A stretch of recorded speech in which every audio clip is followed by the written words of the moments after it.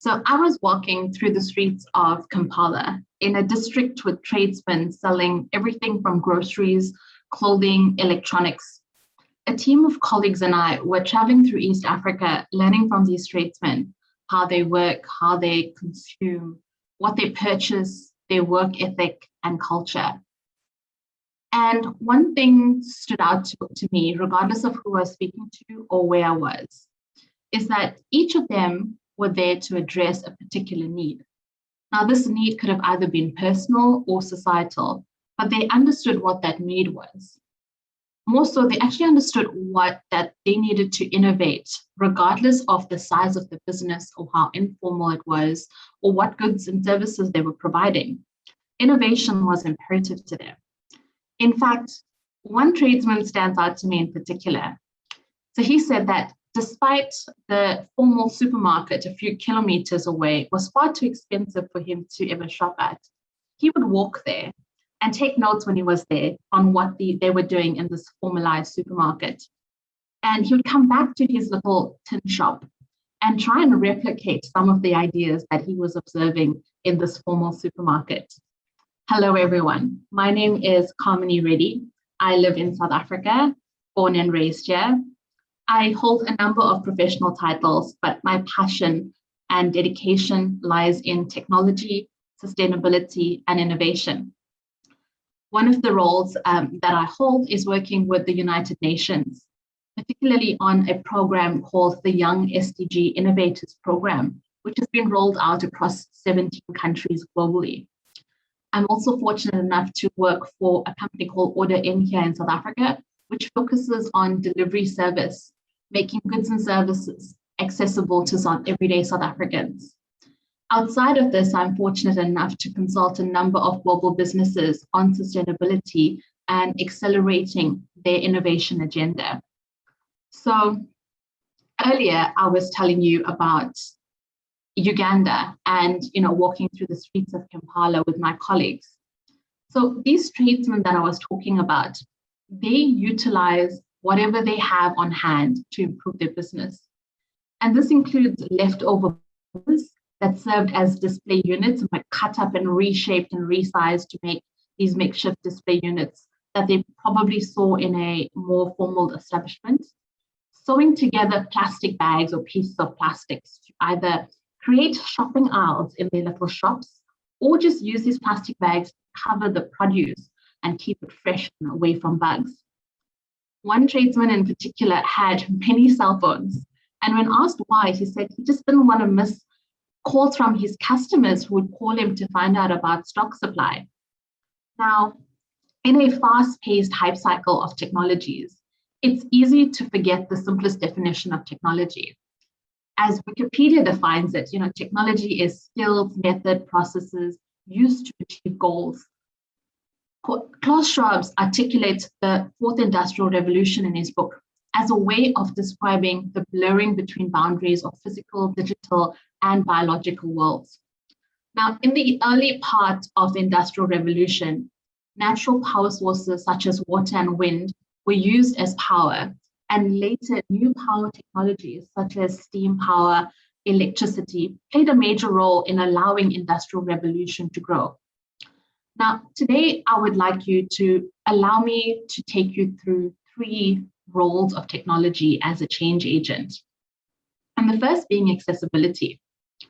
So growing up in an Indian township in Durban, South Africa, and being raised by both my great-grandparents and grandparents who had among them little to no education, one thing was important though, and that was progress. And they ingrained in me that concept of progress, to the extent that my personal achievements were celebrated regardless of how small, and not just celebrated by my family, but embarrassingly so celebrated by my community.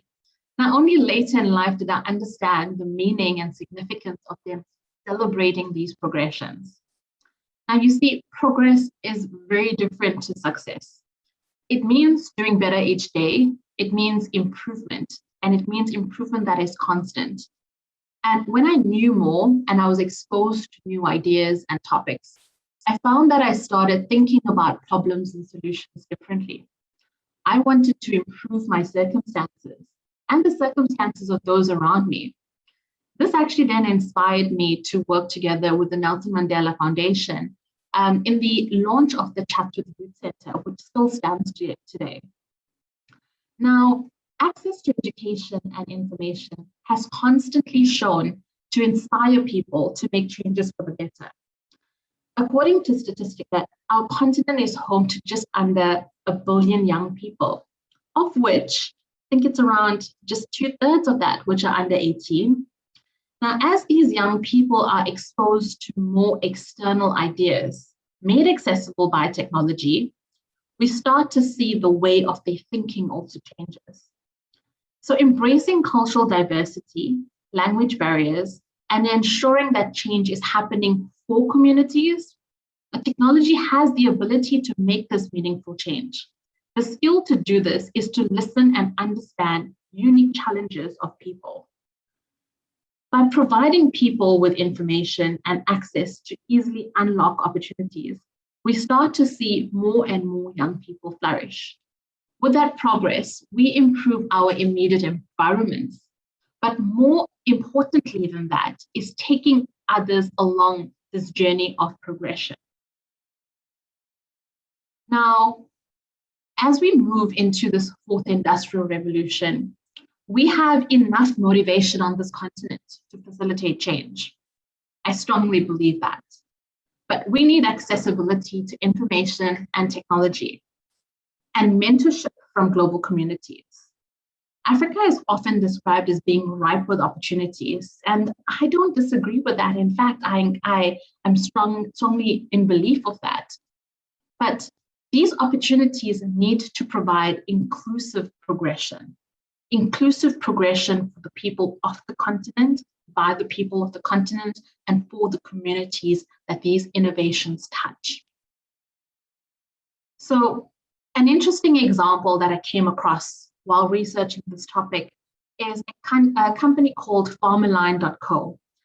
And what stood out to me is that they are not just rooted in improving the agricultural sector in which they operate, but they make these technological advancements and these educational tools available to farmers in their home language. And then just a simple example of how we make accessibility and technology accelerate the change that we would like to see, and change that is driven behind purpose. The next concept that I'd like to introduce along the roles of technology is accelerating progress. Now, a characteristic of current technology shifts is that they often happen faster than society and economies can adapt. And this phenomenon is often referred to as digital Darwinism by a number of scholars. One might think of the Kodak example of a company that didn't successfully adapt to change or the presence of new technologies and stuck to what they were doing, and that was the digital camera technology or the screen inside it. And another example of this could even be the Blockbuster when it comes to movies, and having Netflix, boom through that area and move to a more digital platform. And this kind of resistance to technology just shows you exactly what happens in the absence of progressive adoption of these technologies.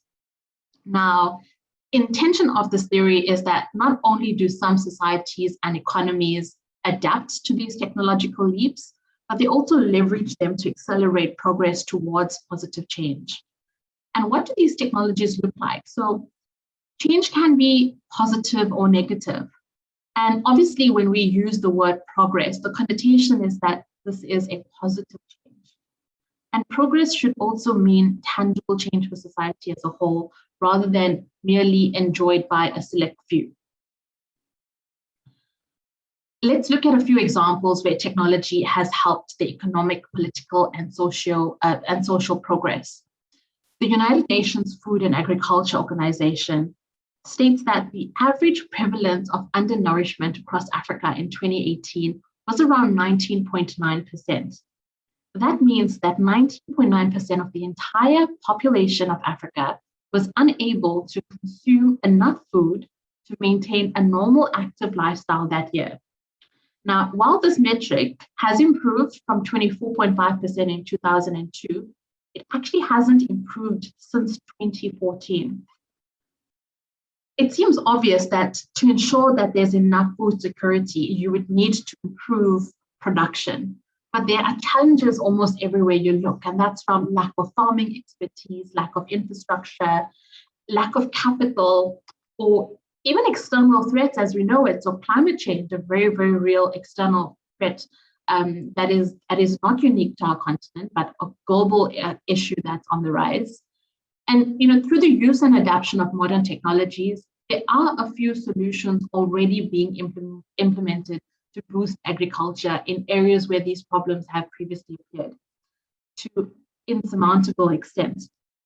And as I mentioned earlier example, Farmline aims to boost agricultural productivity and take subsistence farmers in Ghana to a commercial level. And this is done through their mobile and web-based training in their own languages.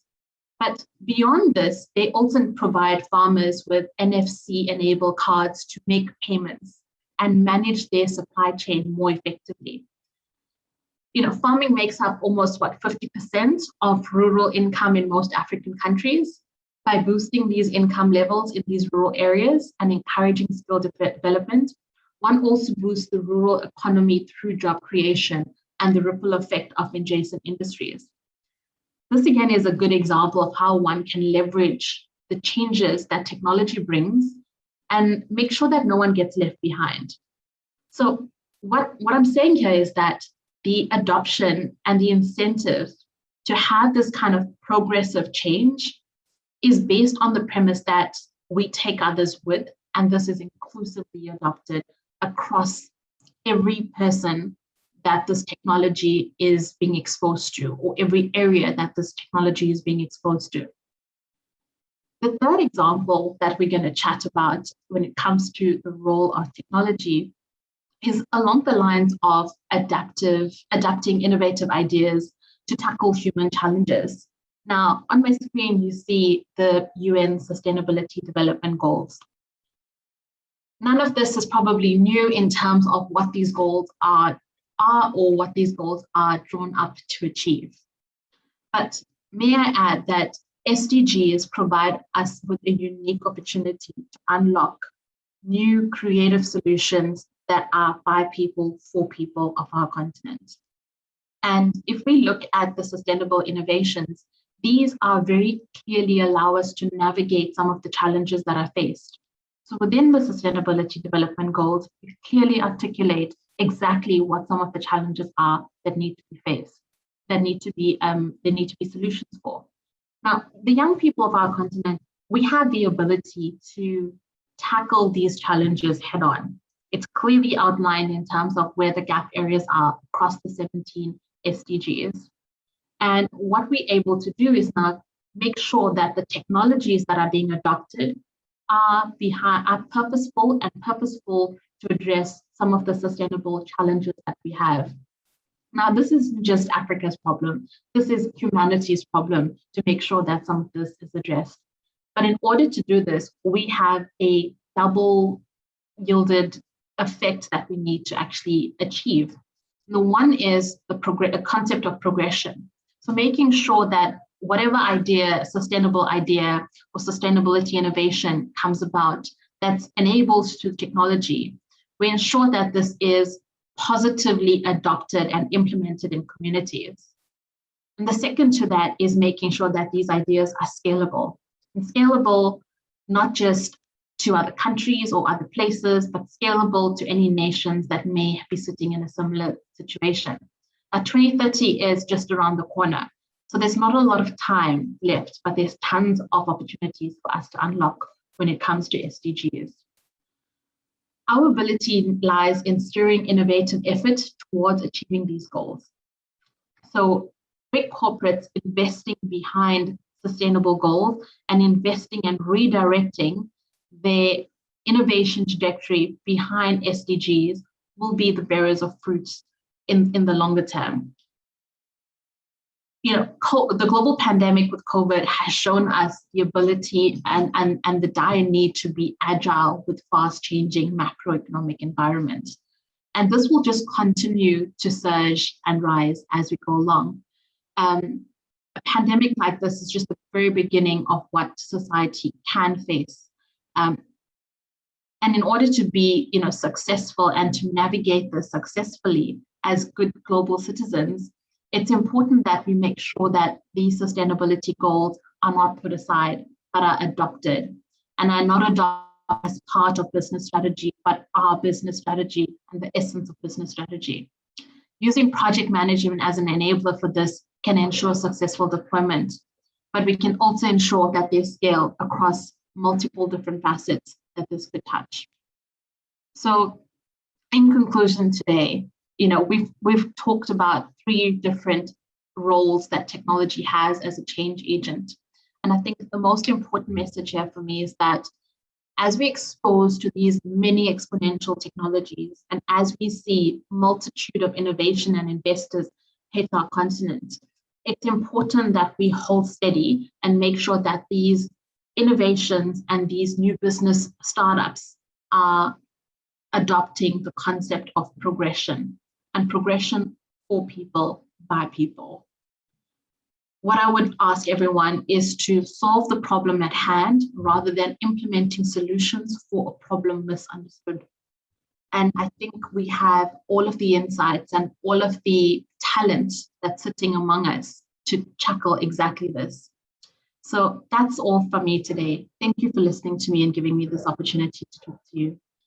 What I would like and encourage you to do is have a look at the Young SDG Innovators program at youngsdginnovators.org on the UNGC website. Alternatively, you can join me on LinkedIn for more articles similar to my discussion today.